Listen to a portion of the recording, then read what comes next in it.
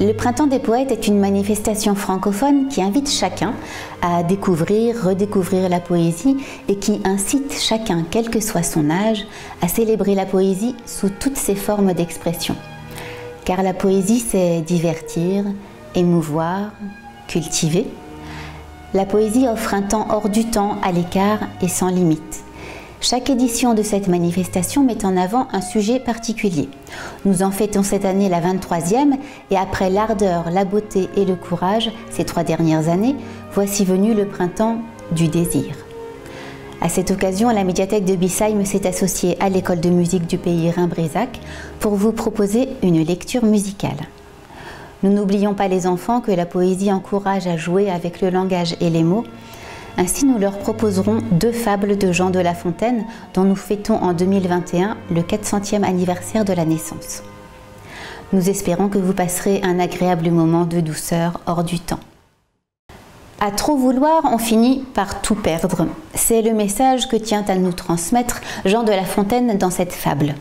Un petit poisson qui vient de se faire attraper par un pêcheur tente de le convaincre de le relâcher afin qu'il devienne plus gros et le nourrisse plus lors d'une prochaine pêche. Mais que va décider le pêcheur? Le petit poisson et le pêcheur de Jean de La Fontaine. Petit poisson deviendra grand, pourvu que Dieu lui prête vie. Mais le lâcher en attendant, je tiens pour moi que c'est folie. Car de le rattraper, il n'est pas trop certain. Un carpeau qui n'était encore que fretin fut pris par un pêcheur au bord d'une rivière. Tout fait nombre, dit l'homme en voyant son butin. Voilà commencement de chair et de festin. Mettons-le en notre gibecière.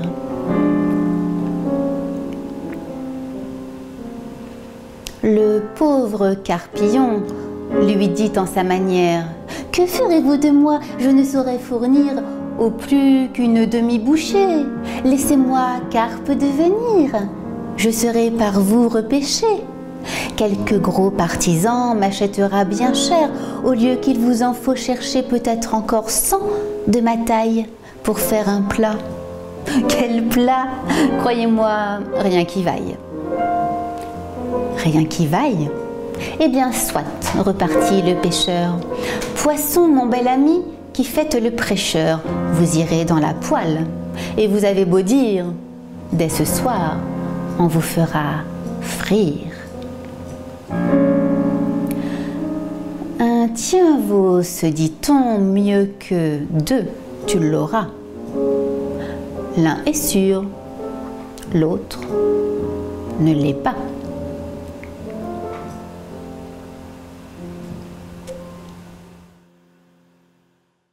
La jalousie n'amène jamais rien de bon, c'est ce que nous dit Jean de La Fontaine dans cette fable. La grenouille, la toute petite grenouille, est jalouse du bœuf. Figurez-vous qu'elle a envie d'être aussi grosse que lui. Elle a vraiment perdu la tête. Elle fait donc tous ses efforts pour s'arrondir, mais... La grenouille qui veut se faire aussi grosse que le bœuf, de Jean de La Fontaine. Une grenouille vit un bœuf qui lui sembla de belle taille. Elle qui n'était pas grosse en tout comme un œuf, envieuse, s'étend et s'enfle et se travaille pour égaler l'animal en grosseur, disant « Regardez bien ma sœur, est-ce assez, dites-moi? N'y suis-je point encore? » Nenni. M'y voici donc? Point du tout. M'y voilà?